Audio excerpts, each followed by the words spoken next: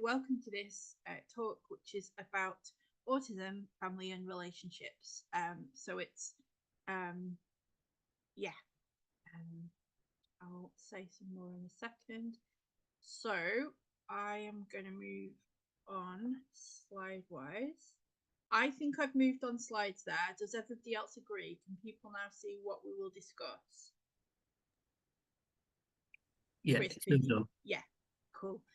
Just checking because the last time we had a bit of a gremlin with that, so just double checking. Yeah, so what we're going to discuss, we're thinking about when we say about relationships, we're thinking today about so personal relationships, family, friends, intimate relationships, the kind of people that we sort of develop feelings types relationships based on kind of people we care about, I guess is another way of putting that. And we're going to think about kind of these 5 sort of questions or sort of prompts, if you like. So firstly, what do we know about relationships between autistic and non-autistic people? What do we know about communication between neurotypes? And when I say between neurotypes there, I'm thinking about between autistic and non-autistic people. I know it's more complicated than that in real life because some of us, there are lots of different neurotypes and lots of different ways of being neurodivergent. Some of us have experienced more than one of those ways at the same time, but for the sake of today, we're thinking about autistic people and non-autistic people. Thirdly, how can the diagnosis of autism impact our personal relationships? Fourthly, how can we help each other and ourselves? So as autistic people, how can we help ourselves in our relationships, and how can we support our non-autistic friends, family members, and in reverse as well? And how can we protect our well-being while navigating personal relationships? So this is just a very brief recap of a couple of the points that we thought about in the last webinar. The last webinar was about autistic identity, and just a couple of things that I wanted to kind of put sort of more at the forefront of our minds today, and also to just kind of flag up for anyone who wasn't at the last session. This is just basically a reminder that we talked about how identity, as much as it being a personal thing, is also a social thing, that we get, that our identity is shaped by the social interactions that we have as well, the sort of reinforcement, positive or negative reinforcement we get, particularly from our loved ones, and how that shapes who we are and our sort of view of ourselves.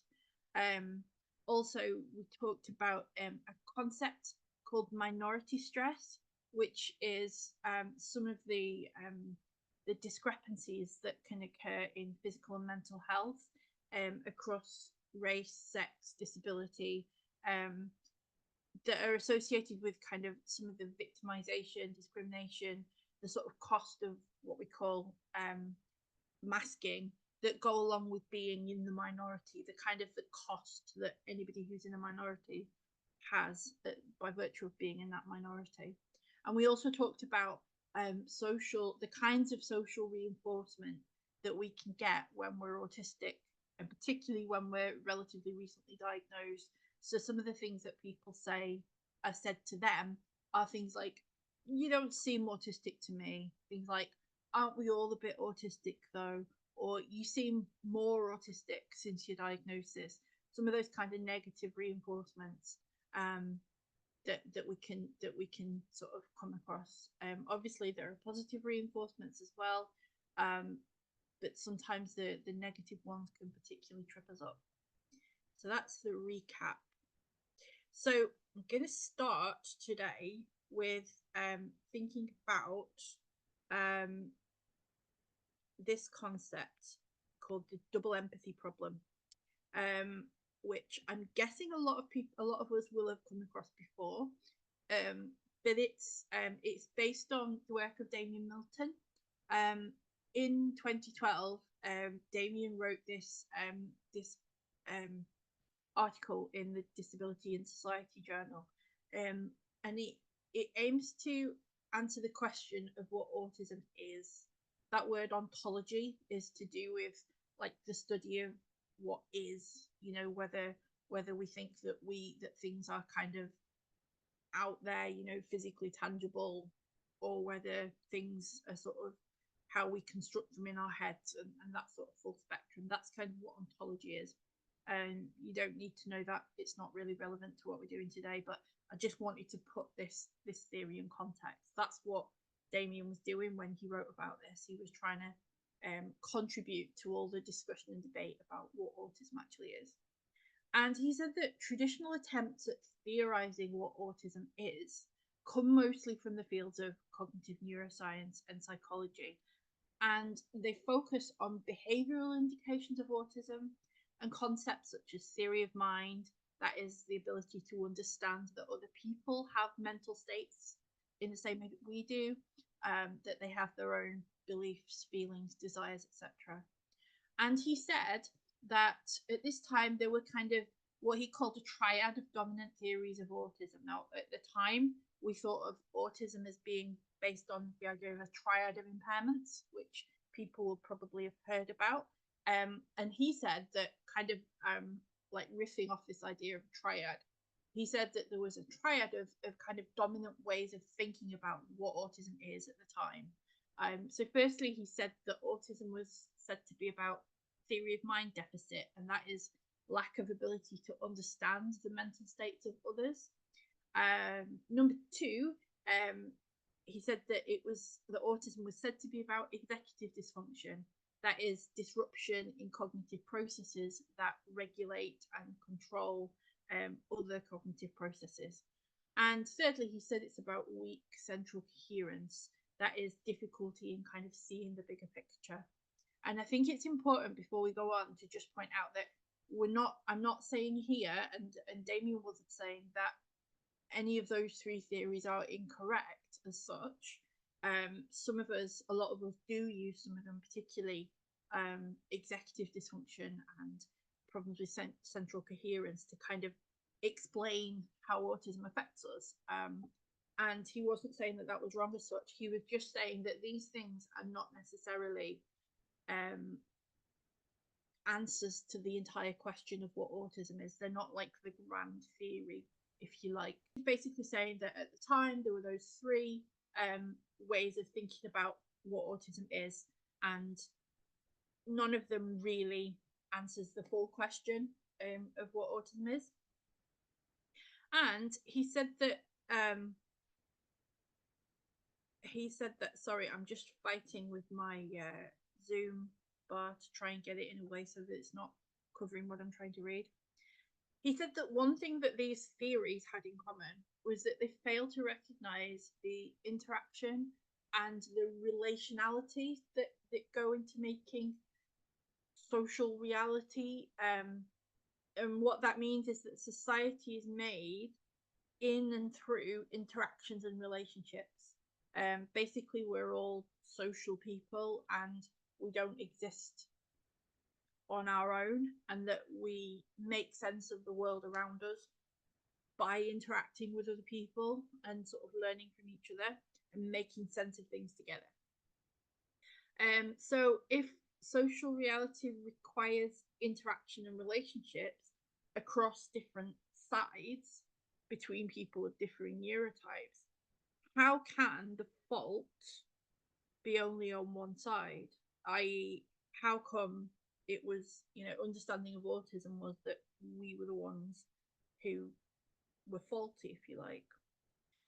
He said that while traditional understanding of autism rests on the idea that social subtext exists in advance of and external to people, so that the world is out there kind of for us to discover, the double empathy problem is based on the idea that people construct and agree social subtext or social rules in the process of interacting. So rather than there being sort of a set of like 10 commandments of how to interact with each other and what's appropriate and what's not appropriate. And kind of there's a sort of a social Moses figure that comes down from the mountain and kind of has these like tablets of stone, and neurotypical people know what's on the tablets and autistic people don't. Rather than that, what Damien was saying is that as that we kind of make up the rules as we go along, and that what's seen as appropriate in one kind of situation might be different to what's appropriate in another. And he said that theory of mind, or what some people call empathy, is concerned with the ability of a non-autistic person to assume understanding of the mental states of other non-autistic people. Okay, and that last bit is the key, really. However, when they try to understand the mental state of an autistic person, the conclusions they reach are often very inaccurate. There's a lack of kind of shared cultural library or shared understanding of the world, sensory understanding and kind of experience of the world to draw on. So they reach the wrong conclusions. And that's basically just what they've always said we've done. And kind of we do. But what Damien was saying was that it's not down to a fault of autism. It's a double-sided issue. And this is how he defines the double empathy problem. It's incredibly wordy, but I just wanted to kind of put it in here for us to think about, and for anyone to kind of, go back through the slides and have in future. He said the double empathy problem is a disjuncture, so like a breaking in reciprocity between two differently disposed social actors. So basically two people with a different way of seeing the world.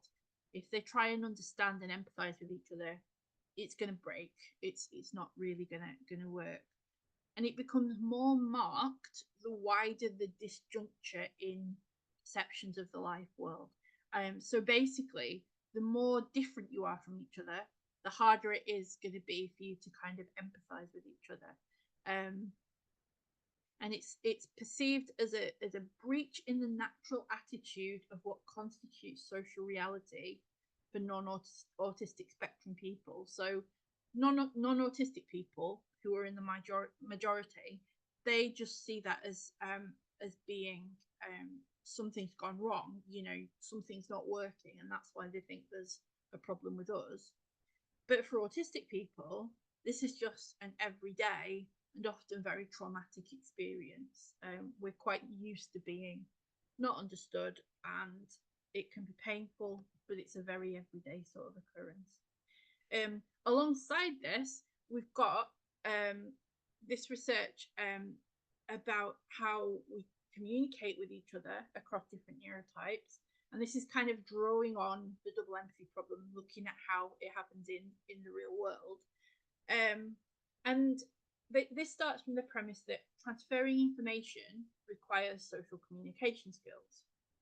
Autism is defined by social communication deficits, so you'd expect the information transfer between autistic people would be especially deficient. But double empathy theory suggests that difficulties arise from a mismatch of neurotype. So autistic to autistic information transfer might be more successful than autistic to non-autistic. And the study that looked into this involved a game of telephone, which some people might know as Chinese whispers, but that's not the most politically incorrect name, so I tend to call it telephone now. Involving the following groups of people. So groups of 8 people at a time, made of either all autistic people, so autistic to autistic information transfer, or a mix of an autistic person speaking to a non-autistic person speaking to an autistic person, and so on, or a group of entirely non-autistic people. And they tested out this game of telephone by telling a story that had 30 details in it, 30 pieces of information, and getting people to repeat this one by one, by each kind of going into a room and speaking to the other person and carrying it along across what they call a diffusion chain. And they found that, contrary to what might have been thought, that it was autistic people who struggled to pass the information on the most, there was a significantly steeper decline in detail retention. So more of the 30 details got forgotten among the mixed chains. And also that participant rapport ratings, so how well the participants felt that they got on with each other, was scored significantly lower in the mixed chains. I'm sorry, there's a typo there. It says mixed. It should say mixed. And this means that communication among autistic to autistic or non-autistic to non-autistic groups is more effective and generates better rapport than in mixed groups, which supports the theory of the double empathy problem, challenging the diagnostic criterion that autistic people lack social communication skills. It suggests that autistic people are different without being deficient, which is pretty significant, really, considering how autism was understood before. Just to kind of pause here and just reflect on where we've got to so far, because this is like mainly the sort of the theory section of what I wanted to like set out before we think about what this means in a more real world context.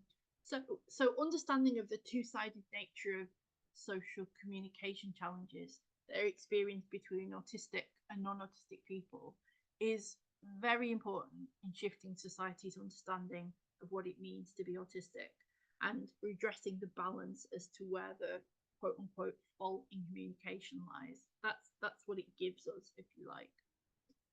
The findings about rapport and preferences for same neurotype interaction are also helpful for understanding and working towards autistic well-being and developing policy for social support of autistic children and young people in the future. However, we live in a society of many different neurotypes, and the contributions of each are important to the success of the human species. That's what neurodiversity is all about.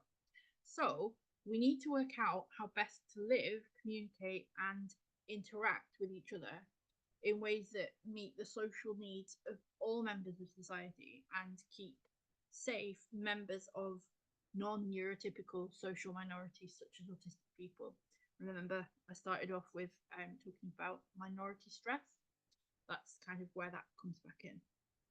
So this is just another kind of it's more research, but it adds something important, I think, to how we then go on to think about how we have relationships and the impact of an autism diagnosis on those relationships kind of in real life. So this was it's research based on playing video games, which I think a lot of us might appreciate. And it starts off from the premise that there is a growing recognition of the role of non-autistics in shaping social opportunities for autistic people. And the existing research shows that typical people, non-autistic people, I mean, experience difficulties in interpreting autistic perspectives. So it's not just us who get it wrong, it's them as well. And research also shows that disclosing an autism diagnosis can improve how an autistic person is perceived. But autistic people also report that disclosure can trigger stigma. And researchers found evidence of both positive and negative discrimination following disclosure. So it can either lead to people treating us better or worse. And also, when we think about it, the media frequently represents autism as an illness. So the whole kind of cultural soup we live in is kind of suggesting that there's a problem with us. That's kind of where we're at the moment. And this study involved non-autistic participants playing a computer game with a player that they believed to be human, who disclosed to them that they had a diagnosis. They did it once with autism and then with dyslexia. It was actually an AI kind of player, so that it had been set up to kind of act in a specific way or to kind of disclose the diagnosis, but the people believed it to be human. And the researchers compared how participants believed they responded to the disclosure of the diagnosis with their actual behavior. And they said that there were 4 categories of response. So some of the responses were kind of showing tolerance, or that the diagnosis explained a misunderstanding when they were playing, that, oh, I know that they're autistic, so that makes sense of it. And it kind of bridged that sort of understanding gap. But also some sort of said that the diagnosis, or knowing about the diagnosis, was redundant or kind of a bit pointless. So that was more of a negative kind of response. That was like, sort of, well, I don't know why you're telling me about your diagnosis. It doesn't change anything in how I see you, kind of response. And they say that this suggests that disclosure increased the extent to which participants, these non-autistic game players, perceived that they were acting helpfully for the autistic, helpfully about the autism diagnosis. That wasn't the same with dyslexia, but that's kind of not what we're thinking about. But it was an interesting finding. So when this game player, supposed game player, disclosed that they were autistic, the non-autistic participants started to think that they were acting more helpfully towards this player.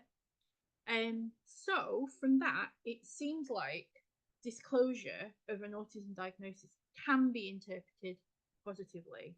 It can lead to like increased tolerance, or explaining misunderstandings. I hate the word tolerance, but that's what researchers use, or it can be, the diagnosis can be received negatively. So the participants might have seen the disclosure as redundant or useless. And what this means is that in the real world, when an autistic person discloses about their diagnosis to anyone, there's a cost benefit analysis that we have to do. Is it going to be worth it? Are we going to get more understanding? Are we going to get people helping us? Or are they going to just sort of brush us off and tell us that it's kind of pointless and things? And that's where a lot of anxiety comes from, that I'm sure a lot of us will kind of empathize with, going back to the idea of empathy. This idea of like, should I disclose or should I not? I know a lot of the people I speak to in our post-diagnostic sessions are kind of not sure about, should I tell people, should I not?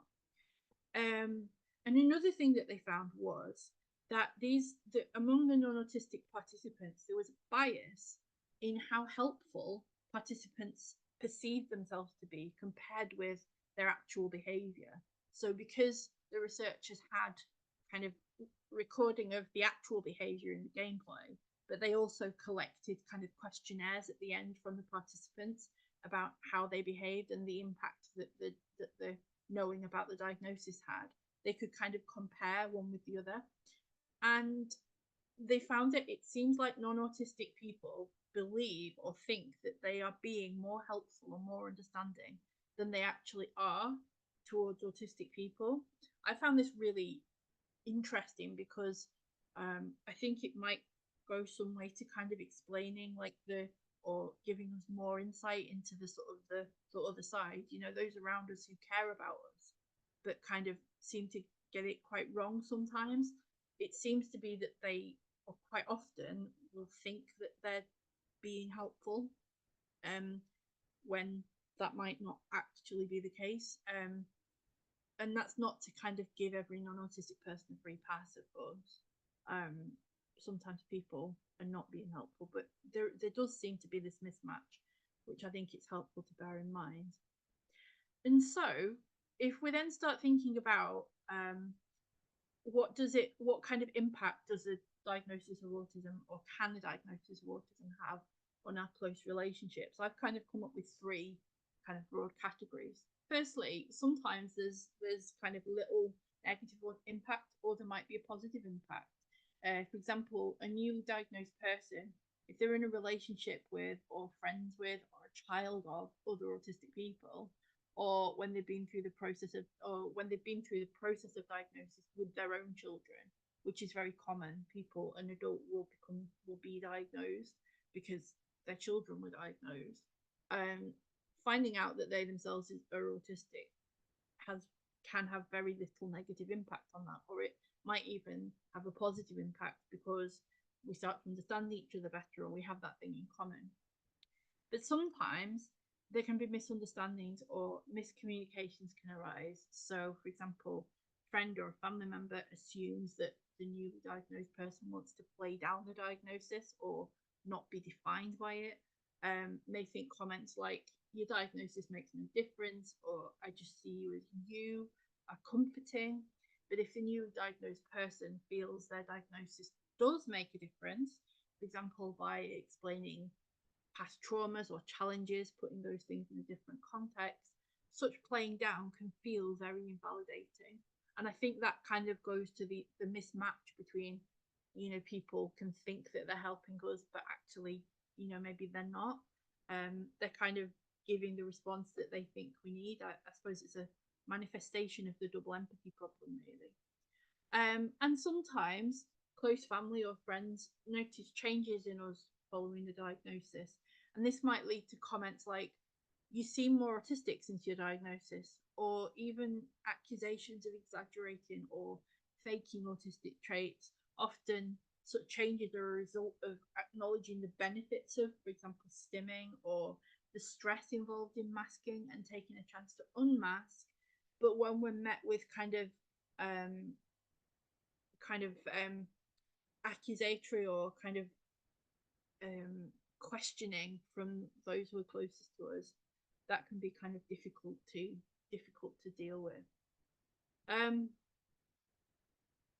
so, thinking about this impact and what we can sort of do about it, it's important to bear in mind that although communication and the double empathy problem are two-sided, that autistic people are at an added disadvantage as a social minority, going back to the minority stress idea.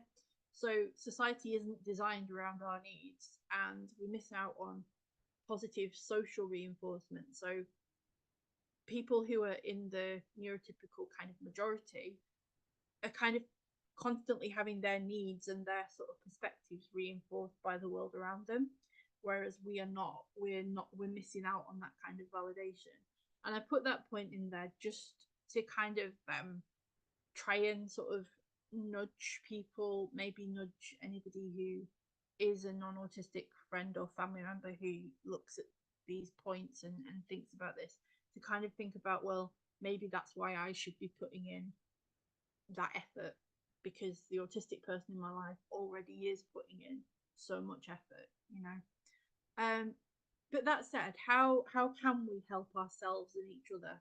If we're on this double empathy, two-sided communication, relationship building sort of thing, how do we help each other? Well, these are some of the things that I've thought of and that I know have worked for me and other people that I've known and worked with over the years. I'm sure other people might have other things to contribute here.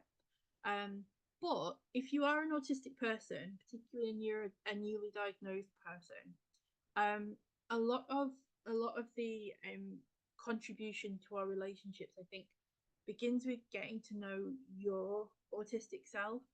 We can't expect other people, if other people are struggling to understand our mindset, to understand our beliefs and our values and how we're perceiving the world. If we can understand that in ourselves, we can help them out next of all. Of course, we're not getting all that information about our autistic selves and our needs handed to us by society around us, so we kind of need to do some figuring out ourselves.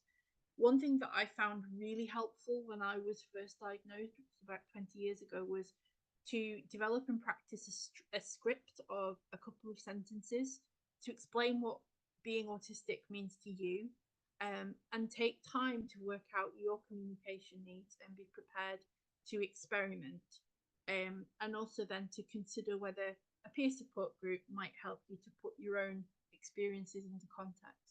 So that the points that I'm making there are very much about getting to know yourself and identify what your own needs are, because society probably hasn't told you what they are. So a bit of figuring out is required. And then sort of practice a very sort of quick and easy way of a very quick few sentences of explaining to somebody what your diagnosis means, so that when they say, well, what does it mean to you that you're autistic, you can just, it kind of trips off the tongue.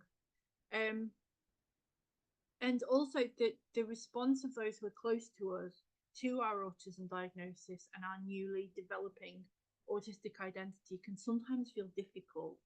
This is just kind of, I just wanted to put this point in just to sort of, I guess, give people a little bit of hope if they're in that newly diagnosed phase and struggling a bit. Because a new identity, any new identity, can be fragile.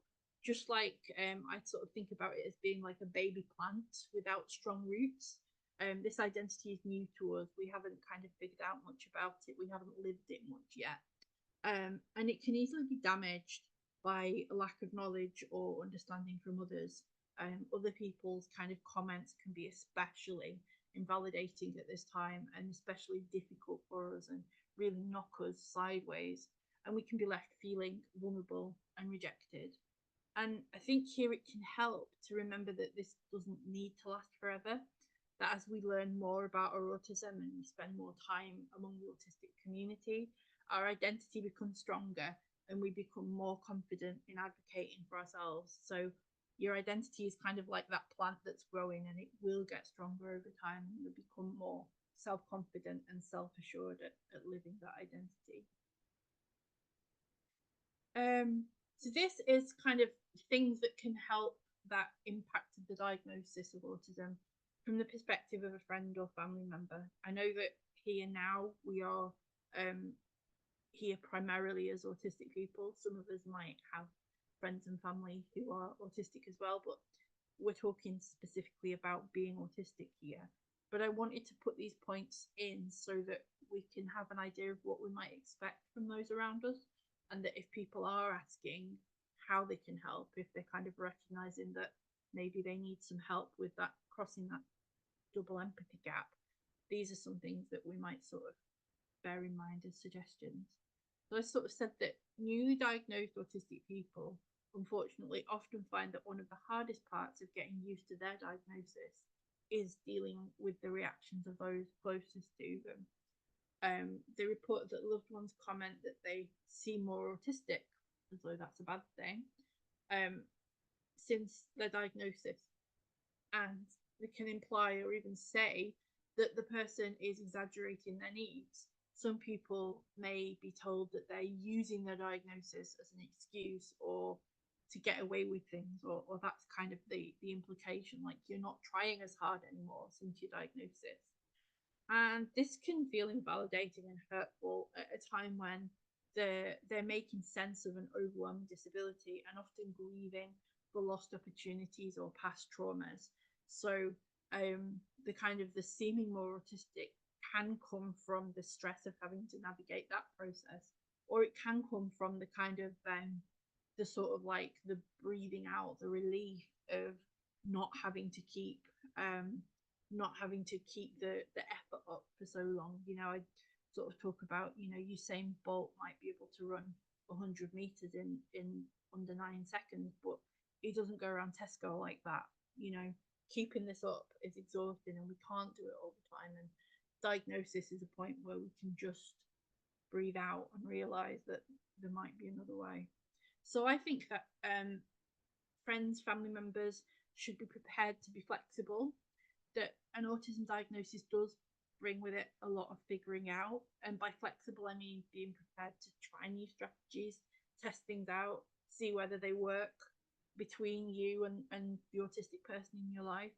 As I've said, be ready to try out new strategies to make social communication easier for your autistic person, bearing in mind that the autistic person is already bearing the brunt of that being the minority. Be patient. Roz Blackburn, who's an autistic activist and speaker, says the most important gift you can give an autistic person is time. I think that's particularly the case around the time when you've got your diagnosis. We tend to need more time to process things and work things out anyway. But also when we're figuring out what it means to be in this this minority and what the world sort of means for us, and maybe how how this new information about ourselves shapes our relationship with the world. We need time. We can't be expected to have it all figured out at once. Be respectful of communication requests. So an example would be avoiding telephones. We know that autistic people, in general, find using the telephone incredibly hard. Or think about maybe writing things down rather than talking, particularly for kind of emotionally intense, charged kind of communications. It might feel strange to the non-autistic person, but if it helps the autistic person to kind of bridge that gap and kind of take some of the pressure off, then I think we should be able to kind of expect that of our nearest and dearest. Recognize that autism related adaptations are usually about needs rather than preferences. So we're not saying, for example, that we prefer not to use the phone, as an example. We're saying that we need not to use it in order to preserve our own well-being. It's more than a preference. And be prepared to say what you mean where necessary. Don't expect an autistic person to be able to read between the lines. And draw on your own circle of support to work through any guilt about past experiences or actions. That's I particularly had in mind there, maybe when a person that you've known for a long time, maybe a person that you're the parent of, for example, gets a diagnosis later in life, and the non-autistic person, particularly the parent, might have kind of issues of guilt or feeling, why didn't we see this sooner, that kind of thing. What I'm getting at there is that it's probably a better idea to not kind of try and work through that guilt with your autistic person in a way that kind of centers your own feelings and your own kind of need for absolution, as it were. Kind of think about, just use some sense about where you get your own support and how you work through those things, without kind of making it all about you at a time when the autistic person in your life kind of has a lot to be working through anyway. And some of the things that we can do to protect ourselves. So as autistic people, we've kind of already seen that we have a lot of extra work to do in these relationships. Being in the minority comes at a cost, particularly when we're newly diagnosed. There's a lot of figuring out for ourselves and for the people around us. And social interaction can just be tiring and debilitating for us anyway, just by virtue of being autistic.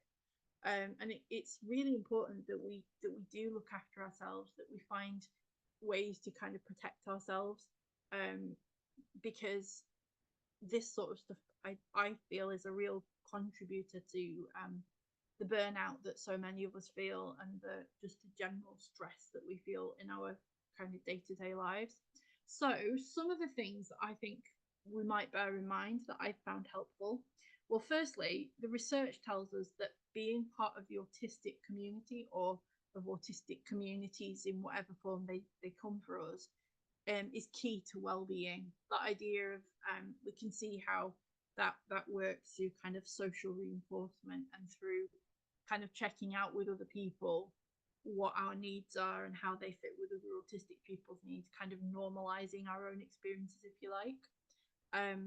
So that's kind of a key part to sort of bear in mind for our well-being. Experiences like rejection sensitivity, which is something that regularly comes along with being neurodivergent, can be debilitating. It's particularly an issue among autistic people who have a diagnosis of, or who might also identify as having ADHD. That's where rejection, anything that feels like rejection, can be particularly painful, in a way that is, as I say, debilitating. So maybe having a record of strengths or achievements, perhaps in a visual form, so a diary or a journal or photos on your phone or something, and a circle of support that you can draw on when you're feeling pain from rejection might help. Also, we can be people pleasers, partly due to the rejection sensitivity and partly due to having been in an unidentified minority so long. So it's important to identify and enforce our boundaries, and to listen to our gut, as it were, about the impact that others have on us. it can be very difficult. That can be a lifetime's work, particularly when we've often been brought up to believe that the fault is with us and that we have to do the work to make other people comfortable. Some people find that neurodivergent affirming therapy can be helpful. So a therapist who understands about autism, it's not for everybody, and I think the time has to be right, but it is something that some people find helpful there if they can access it. Work out what your ways of relaxing are, and bear in mind that these might not look like other people's strategies. So the world tells us, again, it's one of these minority things. The world tells us what relaxing should look like, bubble baths and meditation or mindfulness or whatever it is. They might not be relaxing for us. They might be completely the opposite to relaxing. So we need to find out what our own ways are. Our ways of relaxing might be super energetic, might be incredibly sensory intense. They might, but if they make us feel better and relaxed, then they're important. Consider having a list of prompts to remind you what helps in times of stress. You might have this on your phone to access it easily. I have a phone app that has like little boards, like little sort of pages, as it were. And I have a page on my home page, my home screen of my phone that is like lifesavers, because I know that even though I know in theory what helps me and what makes me feel better, accessing that in times of stress isn't necessarily always going to help, isn't always going to work for me. It's I don't kind of put the two and two together. So having a visual list somewhere easily accessible can be really helpful. Working accepting that you may need more recovery time and relaxation than those close to you to get over the overwhelm of living in an inaccessible world. Guilt is not helpful. So again, it's one of these things about being in the minority, I think, that we often compare ourselves with those around us and find that we need more downtime, that we can't work as hard as those around us, or we can't always be there for other people all of the time, or we basically sort of find ourselves wanting compared with others around us. And again, this is something that's reinforced by the world we live in, kind of the neurotypical capitalist kind of hamster wheel of, or treadmill of constant production and constant kind of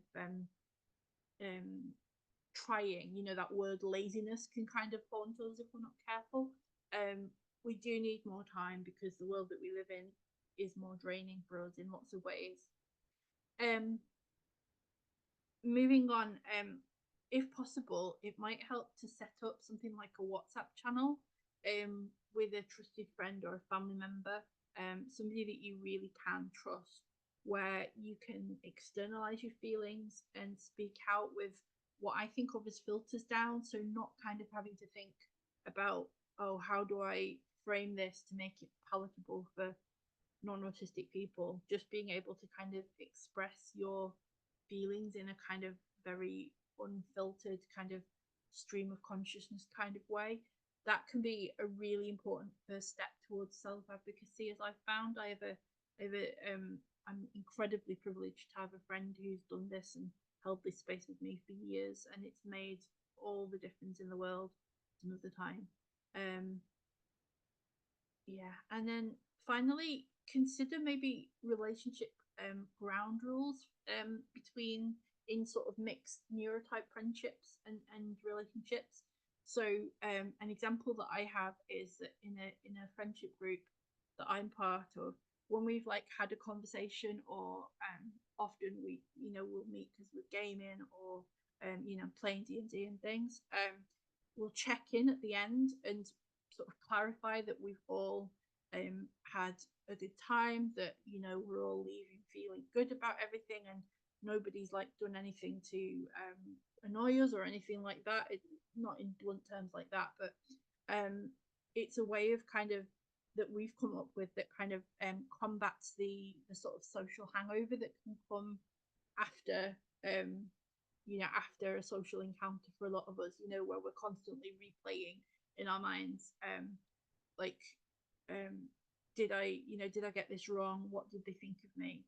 So that's just one example of the kind of relationship ground rule that I found helpful. You'll have your own, but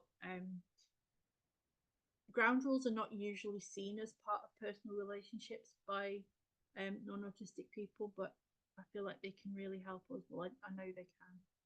And just to finish, this is kind of to sum up what I think we've kind of covered today. So firstly, a diagnosis of autism can impact our personal relationships in a variety of ways, some positive and some more challenging.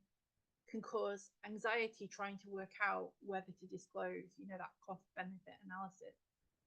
It seems that much of the time, non-autistic people want to be helpful and understanding towards autistic people who disclose their diagnosis to them, but that they often overestimate how helpful they're being. And both autistic and non-autistic people can take steps to improve their interaction and rapport. So autistic people can benefit from learning about their autistic needs, practicing self-advocacy, those scripts I talked about. And non-autistic people can back up their intention to be helpful with learning about what that help looks like from an autistic perspective. And finally, interpersonal relationships can be challenging for those who belong to a minority neurotype. It's important to be kind to yourself and practice self-care, whatever that looks like to you. And that's all I have to say. Well, I'm happy to do question and answer, but that's all I've prepared. Are you still there, Chris? You awake? Woken up. It's okay. Excellent. Right, I'm going to stop sharing there.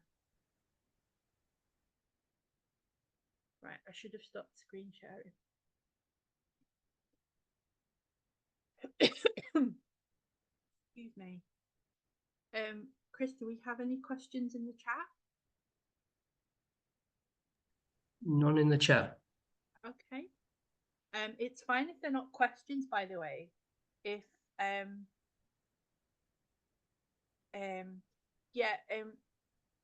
Carrie, I've just noticed Carrie's put in the yes, Carrie, to answer your question, the slides will go up on YouTube with along with the recording, and also if anyone wants a copy of the slides, we can send those to people, can't we, Chris? If you just, would that be best if people email the AIM inquiries address? We've got everyone's emails who signed up, so we can just send it out in a big email. Yeah, okay, that's what I was double checking. So yeah, slides will go out in a big email to everybody. So, and I put the full references on for each thing. So there's a question from Naomi about books you'd recommend around autistic relationships. Okay. Anything by Sarah Hendricks comes to mind. She's brilliant in general, but I feel like she's done stuff on autism and relationships, maybe including like sexual relationships as well, I think. Also, there's a book by Devon Price, which I want to say is called something like Autism Unmasked or something. And it's not necessarily about relationships, but I think it deals really well with that, what I was talking about as being like the first part, the sort of beginning to understand what your own kind of, what being autistic means to you and what your own sort of needs are, so that you can sort of work through and work out how to communicate those as well, which I think might be kind of a helpful first step to kind of, working through your autism diagnosis with people who are close to you.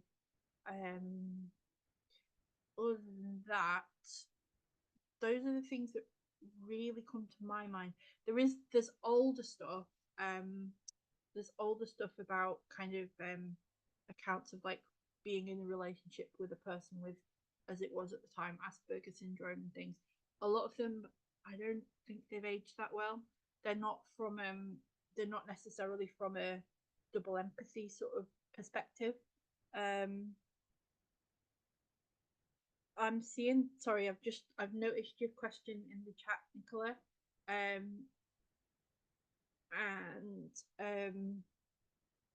But just to finish this, yeah, a lot of the kind of the sort of the stuff that doesn't bear in mind double empathy can be quite sort of pathologizing to autistic people. A lot of the stuff about autism and relationships or family, if you just kind of search those kind of terms, are often about kind of like the impact of having an autistic child in your family. You know, the impact of an autism diagnosis in a child on sort of parental divorce rates and things. It's not good. It's not big and it's not clever. We don't need to go there. But you know, some of the other stuff like Sarah's work, I think, and Devon Price, I think, kind of are doing are sort of doing better, bearing in mind that double empathy sort of perspective. Nicola's question was about communication between autistic people and ADHD people. And I'm guessing, Nicola, what you're meaning there is oh, sorry, I'm getting sidetracked now. 2 seconds, Nicola, and I'll come back to the communication question. But Carrie has said in the chat, and I just want to read this out before we sort of move along. Carrie says something I've heard you say. Oh, something okay, that's something that I said. I hadn't read that properly. Although having access to an autistic community is proven to improve well-being, that doesn't mean that you will get along with all autistic people. We're all different, just like non-autistic people don't all get along. Yeah, that's absolutely right. We're not going to get on with each other just because we're autistic. Autistic people can be jerks, just like non-autistic people can. But it's about that having access to that kind of community validation, just like how, you know, non-autistic people don't all get on together, but living as a hermit will not do most of their mental health very much good. But going back to the advice about communication between autistic and ADHD people, I'm guessing what you're getting at, Nicola, is the idea of having like those kind of competing needs, as it were. You know, sometimes it's kind of like what an autistic person might need from an interaction might be kind of almost diametrically opposed to what an ADHD person might need. That's how I'm kind of interpreting your question. And I don't know, other than saying like, I mean, it can always be challenging because of that kind of that the fact that needs are often kind of diametrically opposed. You know, they're kind of like sometimes two extremes of the same sort of spectrum. But I think a couple of things that I find helpful in terms of like kind of shifting the way that we approach the question or the problem is maybe to move away from the idea of thinking about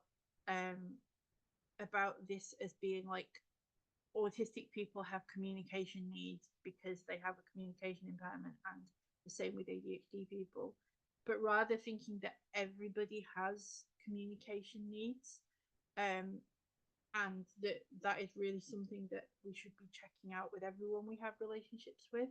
The reason why I frame it like that is because I think if we're not careful, it's very easy to get into the kind of like the sort of what I think of as being like the impairment top trumps, the kind of like you know, whose needs kind of come first, you know, and if we've both got an impairment, then how do we work that out?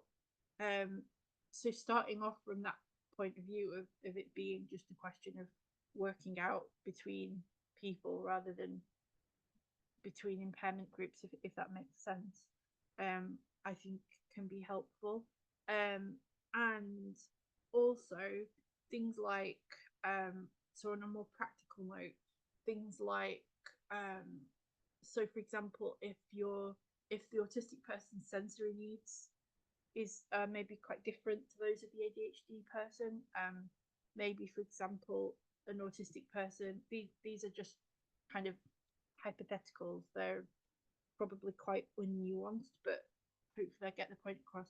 Say an autistic person needs time to process, but the ADHD person needs kind of rapid responses in order, you know, to help them keep focused on the topic. that might be like one example of something that would come up. Well, maybe we could think about instead of kind of having like a synchronous conversation, so person A and person B in the same space at the same time talking to each other, maybe we could communicate in a different way, maybe asynchronously, so kind of using like Messenger or something that is, you know, each person can respond when, or can you know, communicate when they're able to, and then the person can respond when they're able to, that kind of thing. Maybe it might be something to do with kind of you know, visual needs if you were having a written communication. So something like maybe a person with ADHD might need things setting out in a particular way on a page. If you were emailing, for example, might need things sort of underlining key points, or putting things in bold to help them visually navigate the kind of wall of text, things like that. That might help. Things like that. And I think what I'm getting at is just the idea of kind of working through those needs as a kind of like, what can we do? What resources do we have at our disposal? Kind of what are, hopefully the autistic person and the ADHD person will also be doing the stuff that I talked through about kind of having an awareness of their own kind of communication style, communication needs, all that kind of stuff. And then you sort of come together and have a conversation about, you know, what do our needs look like? Maybe even start out by you know, taking the time to kind of write out like a checklist among yourselves, and comparing the checklist of, you know, different you know, different needs and preferences and things, and see, you know, which are kind of opposed, which you might have in common, that kind of thing. And going from there. I don't know if that answered the question, but I hope it did. I hope it did. Yeah, Chris makes the important point in the chat. I think a lot of this comes down to honest communication about communication with the people we're close to. I agree. And I know people that I'm close to, family members of mine and things like, who are not autistic, find that actually some of the ways in which I go about with like my autistic friends and people I'm close to about how we navigate communication actually offer a lot to the kind of the non-autistic world. I think there's something about being in the majority that can make you kind of quite lazy, that can make you sort of assume things, and we know what they say assume does. But you know, I think if we start from first principles, like in the ways that we've talked about, and in a kind of honest sort of good faith way, I think another of the problems that often comes up is that is the making assumptions about a person's motive, or their kind of like their moral, based on how they communicate. You know, sort of if a person is I don't know, maybe kind of quite sort of blunt, as it were, or outspoken. These might be things that have been said about me in the past. They might not. I'll leave that to your imagination. But you know, people have sort of inferred things from that, that about the kind of person that I am, and that's really not been very helpful. It's been quite painful sometimes. And sort of not making those kind of assumptions, I think, is a good idea. Yeah. We're just gone 7 o'clock. I don't know whether people might have more questions, but I'm just kind of doing a time check.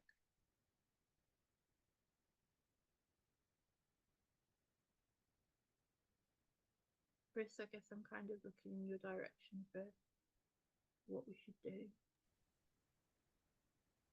Yeah, if there's no more questions, we can wrap it up now. Cool beans. Thanks for coming, everybody. Yeah, it's good to see you all here. Thanks for coming and asking questions as well. Yeah, and for your contributions. Chris, will the link go out, or it will next week? I just need to edit some bits. Yeah, but people will get it mailed to them, right? So they won't need to like keep an eye on the YouTube channel or anything. Yeah, that's right. Cool. I know it was kind of a lot of information, so it might be that going back over it kind of helps. I'm sorry, it was kind of quite dense, but when I was like putting stuff together, I was like, oh, we need to know this and we need to include that, and that needs, it all got